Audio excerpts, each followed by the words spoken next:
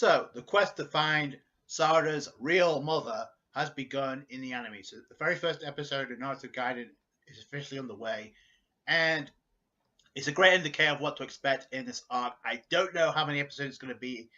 I'm just judging from the preview. I'm going to say it's 8 episodes max, but we'll see how.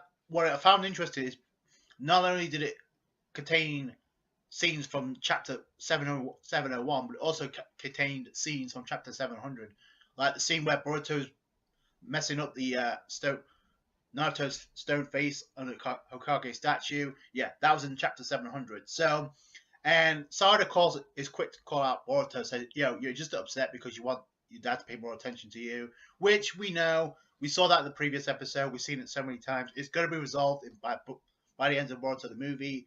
Whether or not it looks like it's going to be redone in the anime, so that's going to be resolved. But now it's all about Sarada Uchiha, so it's time for Boruto to take a back seat, so Sarada can get that spotlight, because we all know Sarada's eventually going to be a part of Team 7. So we get more into a character and more about a backstory than we've ever seen. We know she's like a build up to asking Sakura, "Yo, what's up with my dad? What was my dad like?" And she didn't give any details, because obviously go back in time would give Sakura trauma, I guess, because obviously, well, by the way, I guess I can't bring to your attention that your dad tried to kill me.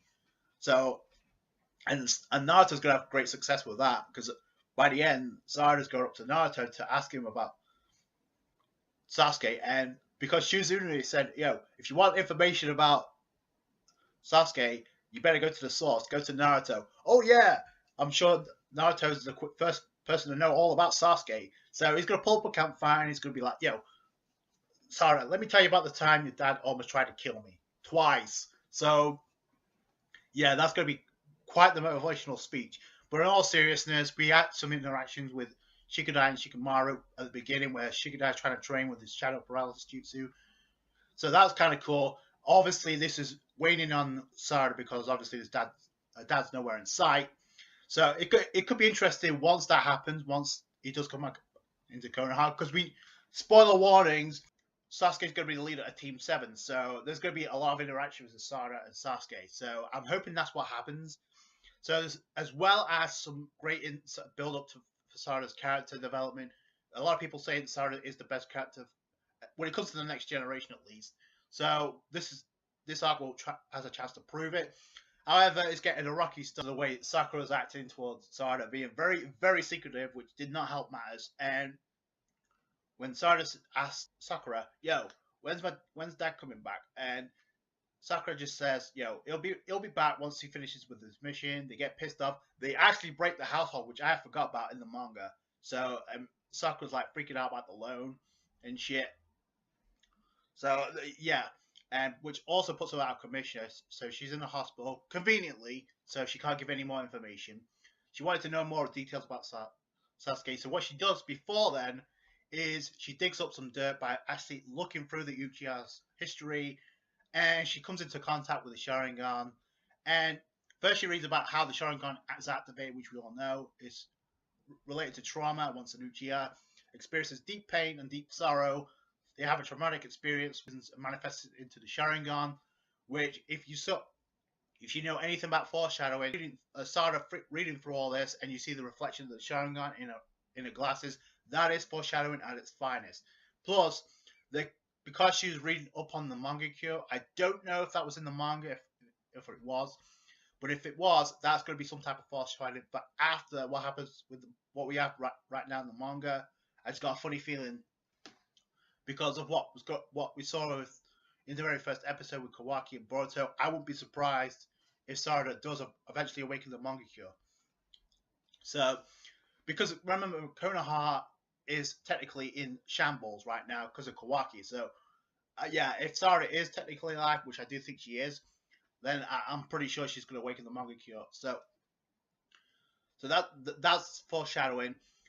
And when she tries to dig up some more dirt on Sasuke by actually reading through the files on the computer, it's access denied because it's been restricted. I wonder why, but Naruto's the greatest source for information when it comes to Sasuke. Who knows more about Sasuke than Naruto?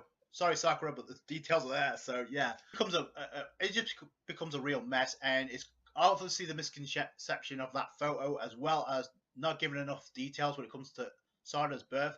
And if you put yourself in Sarada's shoes, you can understand where she's coming from. If you didn't know, if you only saw your dad one time and you don't really see a real family photo, you're gonna ask questions too. You're gonna call up Jerry Springer or Jerry McCallum.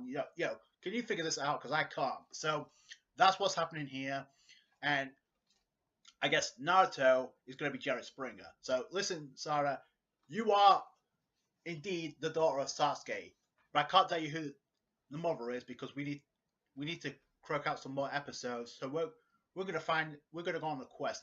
And what I like about this is Chocho is also going on the quest because she's down who her parents are, because she thinks she resembles nothing like him, which is funny. Is obviously Chocho is going to be the comic relief. We all know that of this arc. Speaking of this arc, in the preview we got the antagonist with a very unusual Sharingan. Is he an Uchiha? Possibly, but there's going to be more to it than that. Personally, it's an onion with the Sharingan. So that's going to be interesting. Him confronting Sarada and Chocho, and eventually Naruto's going to step in to tell Sarada all about Sasuke.